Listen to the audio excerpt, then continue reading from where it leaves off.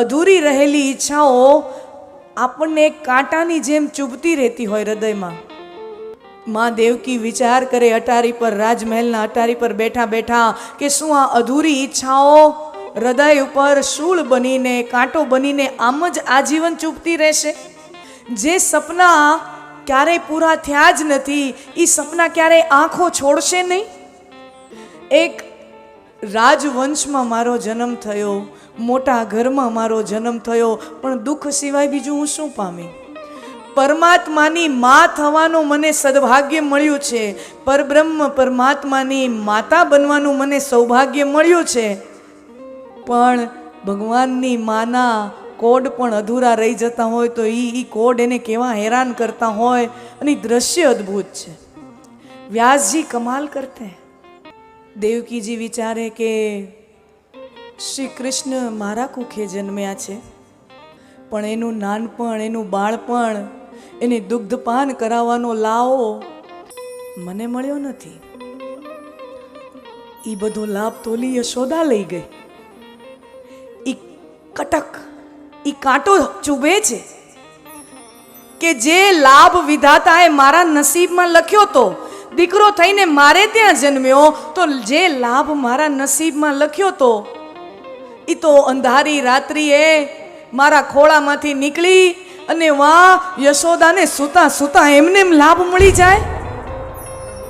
ઓલી બાજુ ગોકુળમાં યશોદાજીને સૂતા સૂતા એમને એમ લાભ મળી જાય.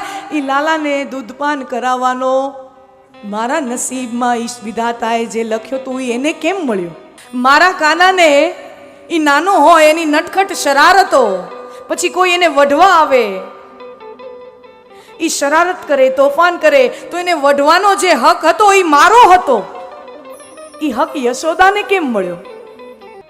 અને વઢતા વઢતા પછી જ્યારે કાનો રોવા માંડે, પછી એને મારા સાડીના પાલવથી એના આંસુ પૂછવાનો પણ એ લાભ વિધાતાએ મારા નસીબમાં એ હક લખ્યો તો એ બધું યશોદાને કેમ ગયું? દેવકીનું હૃદય આની સાથે સમાધાન નથી પામી શકતો. કઈ માનું હૃદય આની સાથે સમાધાન પામી શકે?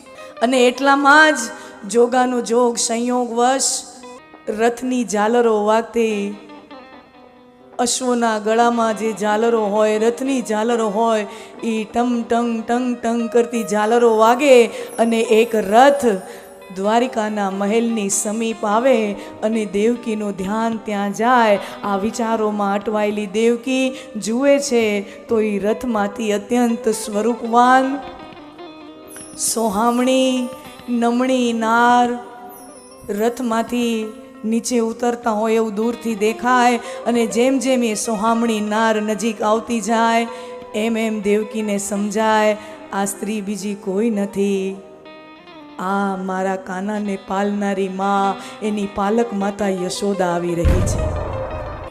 અદ્ભુત પાત્રોનું બે મિલન થયું. પેલા વસુદેવજીને નંદ બાબાનું મિલન થયું, હવે આ બે માનું મિલન થાય છે. આ કથાઓ કેમ ગાવી? આ કથા જીવાડવા કરતા મારી વધારે નાખે છે. આ કથા મારે કેમ ગાવી? યશોદા રથમાંથી ઉતર્યા, દેવકીએ ઉમળકા ભેર એનું સ્વાગત કર્યું અને સખી કેસી હો? યશોદા કુશલ મંગલ, ખાનપાન કરાવ્યા, નાસ્તો પાણી કરાવ્યો અને પછી હવે બે બેનપણીઓ બેઠી છે. દેવકીને દુઃખ હતું કે કાનાનું નાનપણ ન જોઈ શકાણું, તો સામે પક્ષે યશોદાને પણ દુઃખ હતું કે મારો કાનો દ્વારકાધીશ થયો, એ જોવાનું મારા નસીબમાં ન આવ્યું. સામે પક્ષે યશોદા. બે તૂટેલા હૃદય જ્યારે ભેગા મળે, दो टूटे हुए दिल जब मिलते हैं तब व्यास जी क्या दृश्य, सुदृश्य उपसावे આપણી સામે.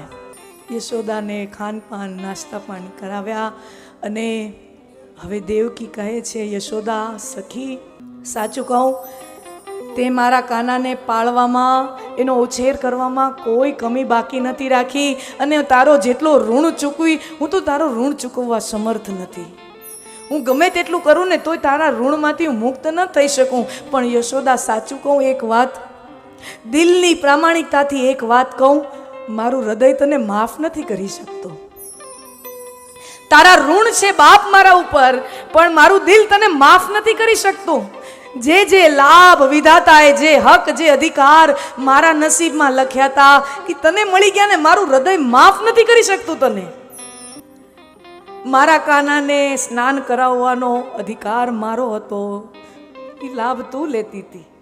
એને ગોરસ જમાડવાનો અધિકાર મારો હતો, એ લાભ તું લેતી હતી. તારા પ્રત્યે મને ફરિયાદ કોઈ નથી, પણ છતાંય મારું દિલ તને માફ નથી કરી શકતું, ક્ષમા નથી કરી શકતું. યશોદા સમજી ગઈ કે આ ભાવ દેવકી માના હૃદયમાંથી ક્યાંથી નીકળી રહ્યો છે.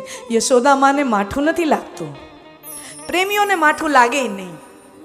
प्रेमी को बुरा नहीं लगता, वो समझता है सामने वाले प्रेमी का दिल. દેવકી માં પોતાનો બળાપો કાઢી રહી છે.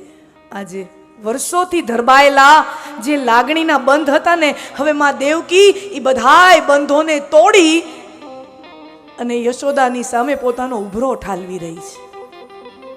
વિધાતાએ મને શું નથી આપ્યું? રાજવંશમાં મને જન્મ મળ્યો, રાજકુમારી તરીકે મને જન્મ મળ્યો, રાજવંશમાં મારા વિવાહ થયા, પણ જીવન ક્યાં નીકળ્યું? યુવાની ક્યાં ગઈ મારી? જેલમાં, કારાવાસના અંધારા કોટરીમાં મારી જુવાની ગઈ. ચલો જુવાની ગઈ તો ગઈ, મારી નજરની સામે મારો જ ભાઈ મારા છ દીકરાને ક્રૂરતાથી મારી શકે. આવું દુઃખ વિધાતાએ મને શું કામ આપ્યું હશે? આવું દુઃખ વિધાતા કિસી સ્ત્રી કે નસીબ में વિધાતાની કલમ ધ્રુજતી કેમ નથી? આવું દુઃખ કોઈ સ્ત્રીના નસીબમાં લખતા પહેલા મારો જ ભાઈ મારા 6 દીકરાને ક્રૂરતાથી મારી શકે, મારા પતિ મારી બાજુમાં ઊભા હોય, કોઈ કાંઈ ન કરી શકે. આવું દુઃખ મારા નસીબમાં વિધાતાને લખતા એની હાથ ધ્રુજી કેમ ન ગયા? એની કલમ ધ્રુજી કેમ ન ગઈ? જીવનમાં બધા સંબંધો આવ્યા, ભાઈ બહેનના સંબંધો, વિવાહ પણ મારા થયા, સંતાનો પણ થયા, મા પણ બની, પણ યશોદા એકેય સંબંધમાંથી સુખ નથી મળ્યું. જીવનમાં ઘણા સંબંધો બન્યા, પણ એકેય સંબંધમાંથી સુખ નથી મળ્યું. આ ફરિયાદ કોને કહું? હું તો ભગવાનની માં છું.